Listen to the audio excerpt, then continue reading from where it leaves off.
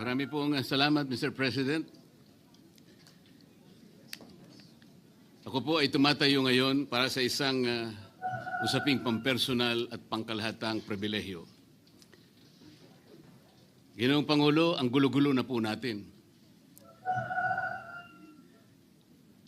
Ito pong huling pagdinig sa Blue Ribbon Committee na kung saan ay lumabas po ang isang testigo na nagngangalang Master Sergeant Orly Gutesa.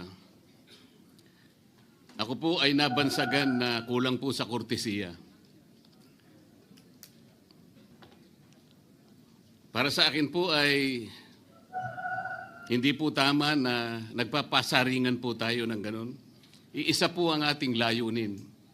Hindi po tayo magkakalaban sa layunin na matuntun po natin ang pinaka-problema kung bakit nasadlag po ang ating bansa sa ganitong kalagayan. Hindi ko naman po kasalanan ako po'y hanapin ni Sergeant Gutesa. Hindi ko po siya kilala eh. Hindi ko po kasalanan kung ako po ang hinanap niya at hindi iba. Nung pong makita ko po yung kanyang salaysay, ang sabi ko lamang po sa kanya ay, kung malakas ang loob mo talaga at naniniwala kang dapat mong gawin ito para sa iyong bansa, dalawa lang ang pwede mong gawin para sa akin. Ipanotaryo mo yan at kung malakas ang loob mo, bukas ng umaga bago mag-alas 9, kailangan nandun ka na sa Senado. Alam po yung notaryo, para sa akin lang po yun eh.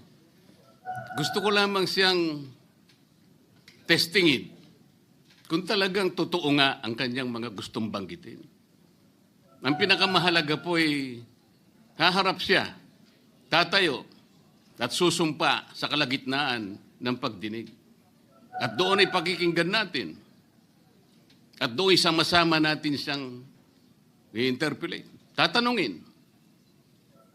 Nakita naman po ninyo kung paano niya sinasagot ang bawat tanong.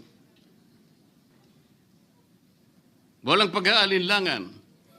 Siya lamang po ang natatangi na testigo na kumonekta sa pangalan ni Saldico at Martin Romualdez. Wala nang iba.